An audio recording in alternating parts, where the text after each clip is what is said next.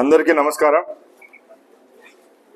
ముఖ్యంగా ఈరోజు ఈ పాత్రికేయ సమావేశం ఏర్పాటు చేయడం ఏమనగా, గత నెల నుంచి రాష్ట్రంలో జరుగుతున్న పరిణామాలు అందరూ మీరు చూస్తూ ఉన్నారు. ముఖ్యంగా జగన్మోహన్ రెడ్డి నాయకత్వంలో ఈరోజు ఏదైతే ప్రతిపక్షం ఉందో ఆ ప్రతిపక్ష పాత్ర కూడా పోషించకుండా రాష్ట్రంలో ఉన్న ప్రజల్లో మభ్యపెట్టే విధంగా ఈరోజు వాళ్ళ కార్యక్రమాలు జరుగుతూ ఉన్నాయి. ముఖ్యంగా కూటమి ప్రభుత్వం ఏర్పాటైన తర్వాత గౌరవ ముఖ్యమంత్రి నారా చంద్రబాబు నాయుడు గారి నాయకత్వంలో, ముఖ్యంగా కేంద్ర ప్రభుత్వం యొక్క ఆశీస్సులతో ఈ రాష్ట్రంలో సంక్షేమం, అభివృద్ధి రెండింటిని పరుగులెత్తిచ్చే విధంగా ఈరోజు ఈ రాష్ట్రంలో ముందుకెళ్తా ఉన్నాం. ఈరోజు ప్రజలకు మేము ఏం చేశామో అది చెప్పే బాధ్యత మా పార్టీ పైన, మా మంత్రివర్గం పైన, మా పైన ఉందని తెలియజేసుకుంటున్నా.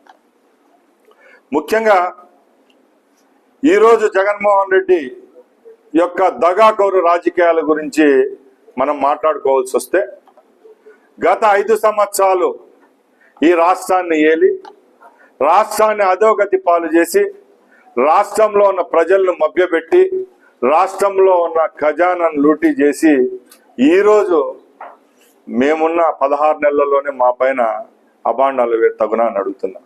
మొట్టమొదటి విషయంలో నేను ఒకటే చెప్తున్నా, మెడికల్ కాలేజీల విషయంలో గత నెలలో శాసనసభలో క్లియర్గా మా ముఖ్యమంత్రి గారు అయితేనేం, మా ఆరోగ్య శాఖ మంత్రి గారు అయితేనేం, ఈ రాష్ట్రంలో నెలకొన్న పరిస్థితులు, గత ప్రభుత్వం ఏం చేసింది, ఈ ప్రభుత్వంలో మేము ఏం చేస్తున్నామని స్పష్టం ఇవ్వడం జరిగింది శాసనసభలో, శాసన మండలిలో.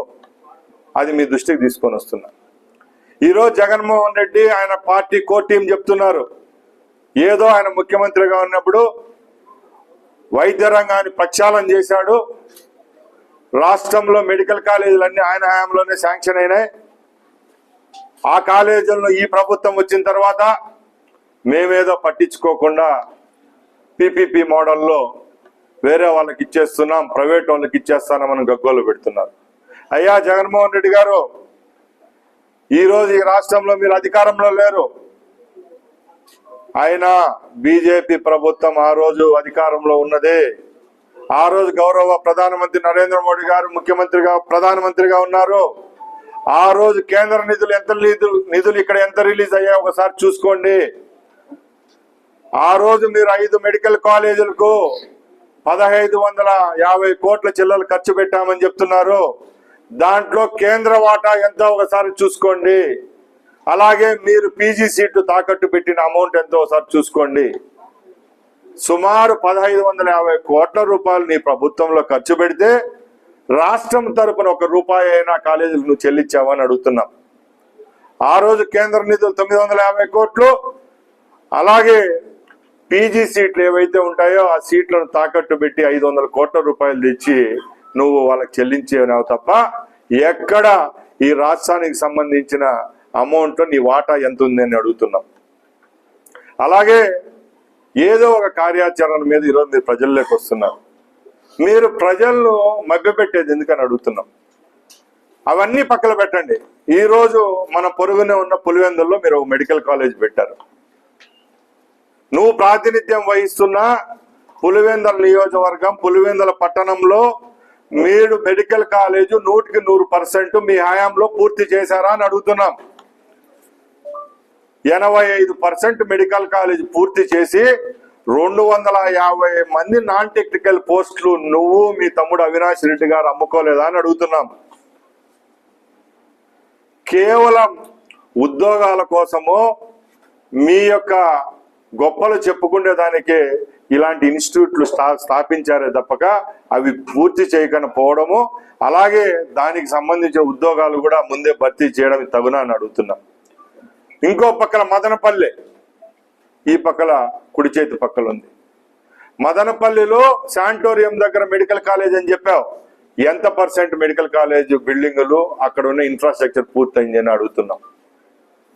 30% కూడా నువ్వు పూర్తి చేయలేక ఈరోజు మా ప్రభుత్వంపై నిందలు మేపుతున్నాం. ఈ రాష్ట్ర వ్యాప్తంగా ఎక్కడ నువ్వు శంకుస్థాపన చేశావో అవి పూర్తి చేశావో అని అడుగుతున్నాం. ఇది ఒక పక్కన పెడితే మొన్న మీరు నర్సీపట్నం పోతారు, మీరు ఎక్కడ యాత్రలు ఉండవు, మీ అన్ని దండయాత్రలే. దండయాత్రలు చేసుకుంటా రప్పరప్ప అని తొక్కించుకుంటా పోతారు. మీరు అక్కడికి పోయి ప్రజలు రెచ్చగొడతారు. అదే జిల్లా వాసి అయిన డాక్టర్ సుధాకర్ గారు మీరు చేసిన చేష్టల వల్లే చనిపోవడం జరిగింది. ఆ ప్రాంత వాసులు కూడా మిమ్మల్ని వ్యతిరేకించి మొన్న అడ్డుకోవడం జరిగింది. అలాంటి పరిస్థితిలో అక్కడ మీరు ఎంత పర్సెంట్ మెడికల్ కాలేజీకి సంబంధించి ఇన్ఫ్రాస్ట్రక్చర్ పూర్తి చేశారని అడుగుతున్నాం. ఈరోజు ఛాలెంజ్ చేస్తున్నాం. తెలుగుదేశం పార్టీ ప్రభుత్వంలో ఉన్న టైంలోనే గౌరవనీయులు పెద్దలు ఎన్టీఆర్ గారి హయాంలో, ఆ తర్వాత చంద్రబాబు నాయుడు గారు 15 సంవత్సరాలు ముఖ్యమంత్రిగా ఉన్నప్పుడే మన ఆరోగ్య రంగం ఏదైతే వైద్య రంగం ఆరోగ్య రంగం ఉందో ఈ రాష్ట్రంలో ఉమ్మడి రాష్ట్రం అయితేనే ఇప్పుడున్న రాష్ట్రంలోనైతేనే ముందుకు పోవడం జరిగింది. ఈరోజు SVIMS, AIIMS, birds, NIMS, AIIMS ఇవన్నీ ఎవరిచ్చినట్టు అని అడుగుతున్నాం. చంద్రబాబు నాయుడు గారు 3వ పర్యాయం ముఖ్యమంత్రిగా ఉంటే అమరావతిలో ఎయిమ్స్ తీసుకొని వచ్చారు. ఎయిమ్స్ తీసుకొని వచ్చి లక్షలాది మంది పేదవాళ్ళకి అక్కడ వైద్య సౌకర్యాలు కలిగించి అక్కడ మెడికల్ కాలేజ్ ఏర్పాటు చేస్తే ఎయిమ్స్ కాలేజీకు నీళ్లు ఇవ్వని పాపం నీకే తగిలింది.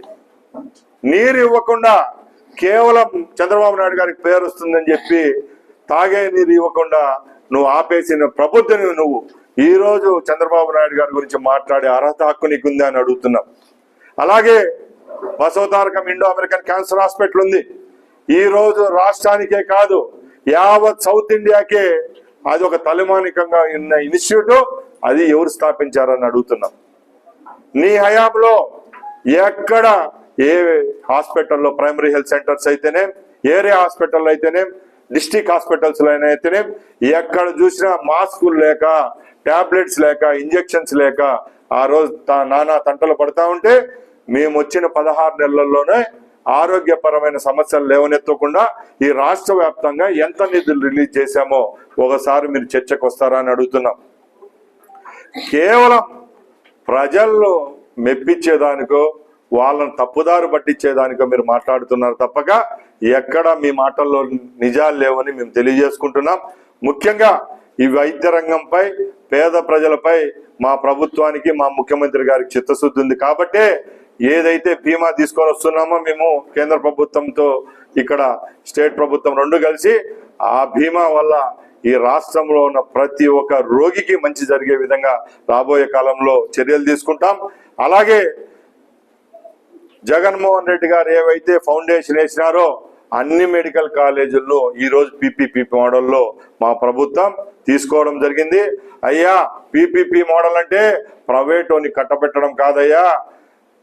ఒకటి ఆలోచించు, ఈ రోజు పీపీపీ మోడల్లోనే భారతదేశంలో యావత్ ఇన్ఫ్రాస్ట్రక్చర్, రోడ్స్ అండ్ హైవేస్ ఇవన్నీ జరుగుతూ ఉండే వర్కులన్నీ పీపీపీ మోడల్లోనే జరుగుతున్నాయి. అవి జరుగుతున్నాయి కాబట్టి భారతదేశంలో కనెక్టివిటీ పెరిగింది.